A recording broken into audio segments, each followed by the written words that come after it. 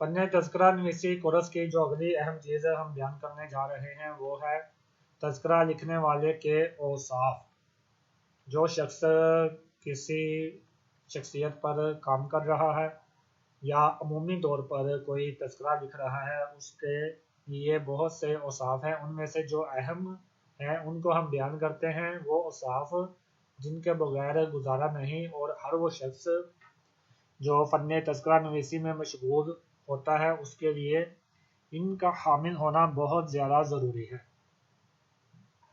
ان میں سے پہلا وصف یہ ہے کہ کسی بھی روایت کو نقل کرنے میں دیانت سے کام لے، نہ ان میں کچھ اپنی طرف سے بڑھائے اور نہ ہی کمی کرے۔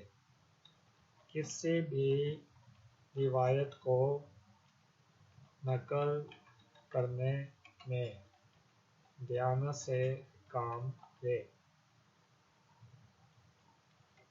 ان میں نہ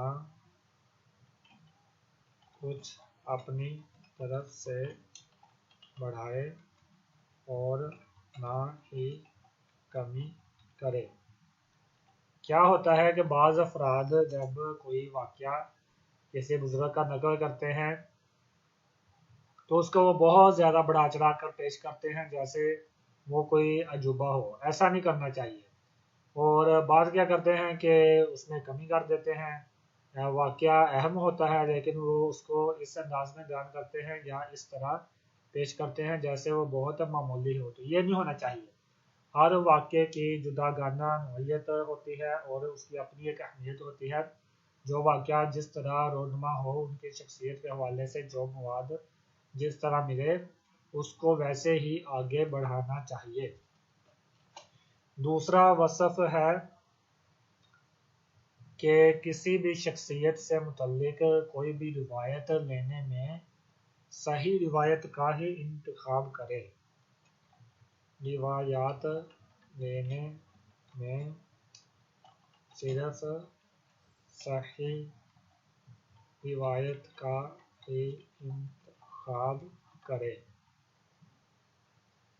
ماضی میں جو تذکرے لکھے گئے ہیں ان میں سے بہت سارے تذکرے ایسے ہیں کہ جن کے اندر ہر طرح کی روایات بیان کر دی گئی ہیں۔ ایسی روایات بھی ہیں کہ جن کو عقل ہی تسلیم نہیں کرتی، تو ان کو بھی بیان کر دیا جاتا ہے۔ ایسی کسی بھی روایت کو بالکل بیان نہ کیا جائے اور اس کو چھوڑ دیا جائے۔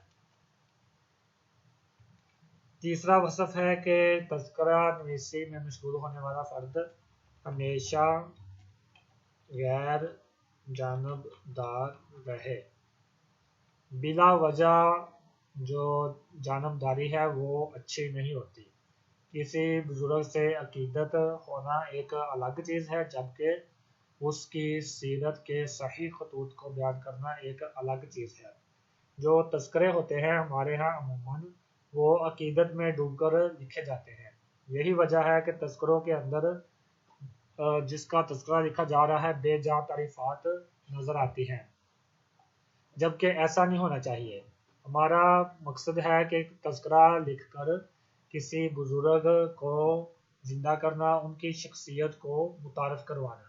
تو متعارف کروانے میں یہ چیز لازمی ہونی چاہیے کہ ان کی شخصیت سے متعلق بلا وجہ کی عقیدت نہ پیدا کی جائے، بلکہ ان کی شخصیت جس انداز میں ہے اسی کو پیش کیا جائے۔ یہ سب سے زیادہ ضروری ہے۔ آگے وصف نمبر چوتھا یہ ہے کہ بددیانتی کرتے ہوئے قصداً کسی شخصیت کو مجروح کرنے کی کوشش نہ کرے۔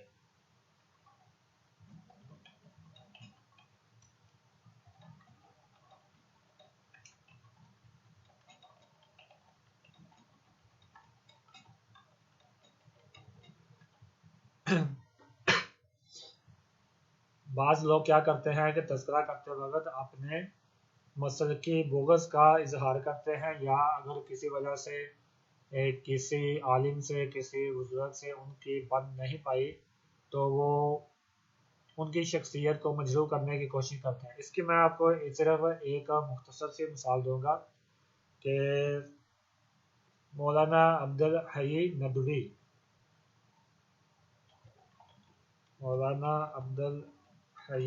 नदवी। इन्होंने एक तज़किरा लिखा है अरबी ज़ुबान में।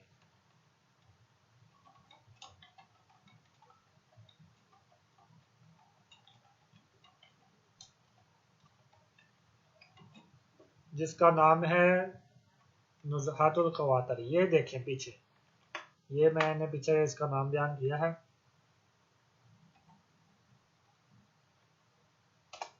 नुज़हातुल ख़वातिर। तो इसमें इन्होंने क्या किया कि सैयद मुहद्दिस आज़म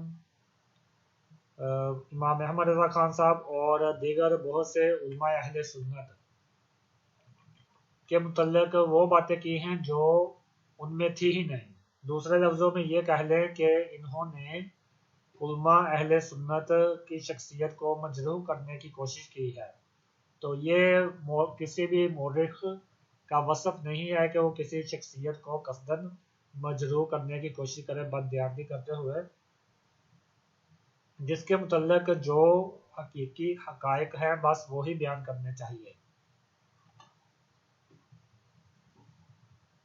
फन्ने तज़किरा नवीसी में मशगूल होने वाले के लिए जो पांचवा वसफ है वो ये है कि किसी शख्सियत की ज़िंदगी के अहम वाक़या को तर्क ना करे।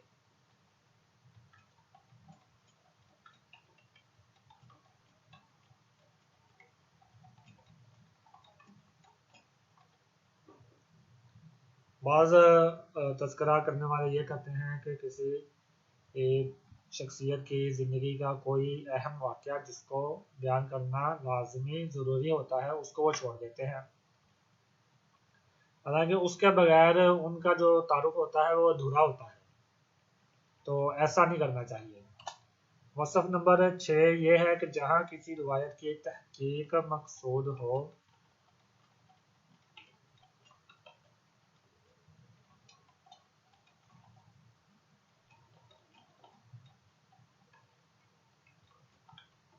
तो उसकी तहकीक लाजमी कर ली जाए। बिला तहकीक कोई भी रिवायत बयान नहीं करनी चाहिए। खास तौर पर कुछ बातें ऐसी आ जाती हैं कि जिनको अक्ल ही कबूल नहीं करती और वहाँ पर तहकीक की हाजत होती है। ऐसी कोई भी रिवायत अगर कभी आपके सामने आए तो उसमें लाजमी तहकीक कर लीजिएगा। जो तज़किरे में इन चीज़ों का ख्याल नहीं रखा जाता अमूमन वो तज़किरे नाकाबिले इस्तिनाद ठहराए जाते हैं, और जब तक बाद का कोई मुहक्किक उन पे काम ना करे तो वो तज़किरे मुस्तनद नहीं कहलाए जाते। इसकी बहुत सी मिसालें पेश की जा सकती हैं। खैर अभी आप इन्हीं पर इत्तफाक करें, फिर इंशाअल्लाह ताला किसी और वक़्त इस मौजू पर कलाम करने का मौका मिला तो फिर इंशाअल्लाह ताला इस पे हम तफसीली गुफ्तगू करेंगे।